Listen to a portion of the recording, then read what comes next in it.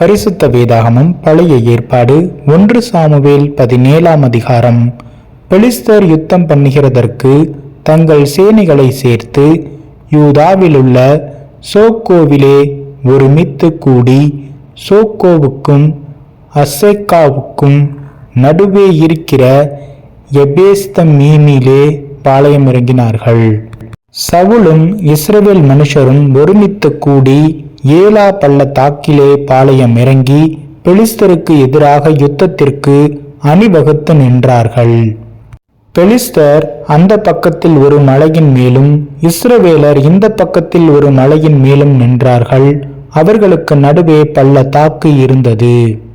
அப்பொழுது காத் ஊரானாகிய கோலியாத் என்னும் பேருள்ள ஒரு வீரன் பெலிஸ்தரின் பாளையத்தில் இருந்து புறப்பட்டு வந்து நடுவே நிற்பான். அவன் உயரம் 6 முழமும் 1 ஜானுமாம். அவன் தன் தலையின் மேல் வெண்கல சீராவை போட்டு ஒரு போர்க்கவசத்தையும் தரித்து கொண்டிருப்பான். அந்த கவசத்தின் நிறை 5000 சேக்கலான வெண்கலமாயிருக்கும்.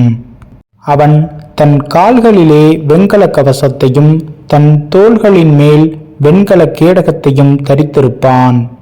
அவனுடைய ஈட்டித்தாங்கு நெசவுக்காரரின் படை மரத்தின் கனதியும் அவன் ஈட்டியின் அழகு 600 சேக்கல் இரும்புமாயிருக்கும்.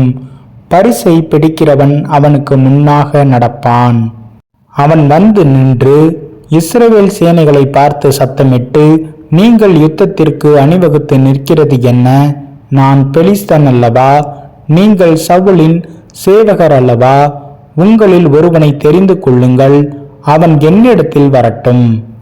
அவன் என்னோட யுத்தம் பண்ணவும் என்னை கொல்லவும் சமர்த்தனானால் நாங்கள் உங்களுக்கு வேலைக்காரராயிருப்போம். நான் அவனை ஜெயித்து அவனை கொல்வேனானால் நீங்கள் எங்களுக்கு வேலைக்காரராயிருந்து எங்களை சேவிக்க வேண்டும் என்று சொல்லி, பின்னும் அந்த பெலிஸ்தன், நான் இன்றைய தினம் இஸ்ரவேலுடைய சேனைகளை நிந்தித்தேன். நாம் ஒருவரோடு ஒருவர் யுத்தம் பண்ண ஒருவனை விடுங்கள் என்று சொல்லிக் கொண்டு வருவான். சவுலும் இஸ்ரவேலர் அனைவரும் அந்த பெலிஸ்தனுடைய வார்த்தைகளை கேட்டு கலங்கி மிகவும் பயப்பட்டார்கள். தாவீது என்பவன் யூதாவில் உள்ள பெத்லகேம் ஊரானாகிய ஈசா என்னும் பேருள்ள எப்பிராத்தியா மனுஷனுடைய குமாரனாயிருந்தான். ஈசாயுக்கு 8 குமாரர் இருந்தார்கள். இவன் சவுலின் நாட்களிலே மற்ற ஜனங்களுக்குள்ளே வயது சென்ற கிழவனாய் மதிக்கப்பட்டான். ஈசாயினுடைய 3 மூத்த குமாரர் சவுலோடும் கூட யுத்தத்திற்கு போயிருந்தார்கள்.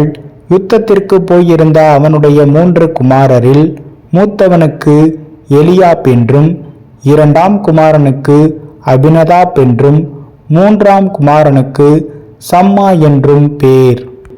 தாவீது எல்லாருக்கும் இளையவன். மூத்தவர்களாகிய அந்த 3 பேரும் சவுலோடு கூட போயிருந்தார்கள். தாவீது சவுலை விட்டு திரும்பி போய் பெத்லகேமில் இருக்கிற தன் தகப்பனுடைய ஆடுகளை மேய்த்து கொண்டிருந்தான். அந்த பெலிஸ்தன் காலையிலும் மாலையிலும் 40 நாள் வந்து வந்து நிற்பான்.